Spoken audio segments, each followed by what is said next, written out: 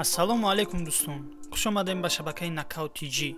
Дар навори имрӯза санаи баргузории ҷанги навбатии Лоиқ Раҷабов ва саперникаш маълум шид. Анис Чилаев саперникаша шикаст дод.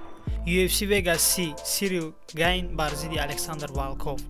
Вохӯрӣ рӯ ба рӯ Магомед Исмаилов бар зидди Владимир Минеев Д. Дар ягон ҷоба ҳозур шида лайк, подписатсия кардана зер кунед, мо боша видеоролика сар мекунем.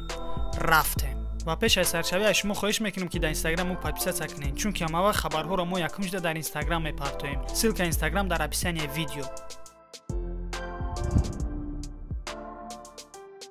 ҷанговари тоҷик бародармон Анис Чилаев ки дар промоушени Топдог баромад мекунад, рӯзи 25 июн ӯ ба октагон бо Гази Газимагомедов вохӯрд. Анис Чилаев бо рекорди 2-0 бар зидди Гази Газимагомедов бо рекорди 1-0 дар турнири навбатии Топдог 9 баромад кард. Хотиррасон мекунем ки Анис Чилаев дар ҷои якуми вазни нимсабук қарор дорад. Дар ин муҳориба Анис Чилаев бо қарори 11 доварон ғалабаро ба даст овард. Хотиррасон мекунем ки мусобиқаи Топдог 9 рӯзи 25 июн дар Крилья Советови шаҳри Москва соати 7 бегоҳ бо вақти Москва баргузор шид. Ҷанги Анис бар зидди Газимагомедов ай канали Топдог дар YouTube тамошо карда метонед. Анис Чилаев бо ғалабаи навбатӣ табрик мекунем.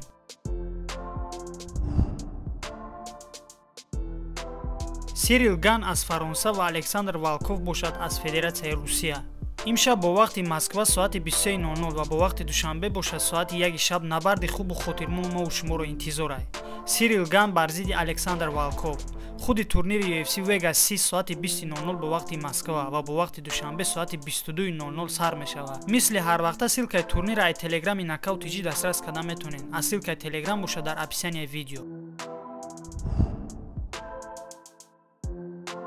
дирӯз дар шаҳри Москва пресс-конференсияи Магомед Исмаилов ва Владимир Минеев баргузор шид. Дар мусоҳиба бо журналистон, ҷанговарон ва ташкилкунандагони ин мусобиқа аз ҷумла Камил Гаджиев ва Амир Мурадов хуб ҷавоб доданд. Ба гуфтаи ташкилкунандагони муҳориба, реванши Мага бо Минеев дар моҳи октябр ё ноябр ба нақша гирифта шудааст. Дӯстон, ба фикри шумо дар ин муҳориба ки ғалабаро ба даст меорад? Ҷавобтонро ҳатман дар комментария нависед. Расман рӯзи 13 августи соли ҷорӣ ҷанговари тоҷик Лоиқ Раҷабов бар зидди Александр Мартинес дар полуфинали турнири PFL 2021 ҷанги хичона баргузор мекунад. Ғалаба дар ин ҷанг ба Лоиқ Раҷабов имконият метавад ки ба финал бирояд. Хотиррасон мекунем ки Лоиқ Раҷабов охирон ҷанги хича рӯзи 10 июн дар Гран При PFL 2021 бар зидди ҷанговари доғистони Ахмед Алиев ҷанги хича баргузор карда буд ва дар ин муҳориба бо тариқи нокаути техникӣ дар раунди якум Лоиқ Раҷабов ғолиб шуда буд. Пеш аз ин ҷанг Лоиқ Раҷабов бо Александр Мартинес вохӯрда буд ва бо қарори 11 доварон шикаст хӯрда буд. Лоиқ Раҷабов айни ҳол дар зали Стэнфорд MMA машқу тамрин мекунад, яке аз залҳои шинохтаи дар Америка. Ба Лоиқ Раҷабов дар ҷанги дар пештуда ғалаба ва пешравиро орзумандам. Шумо дар бораи ҷанги навбатии Лоиқ Раҷабов чӣ фикр доред?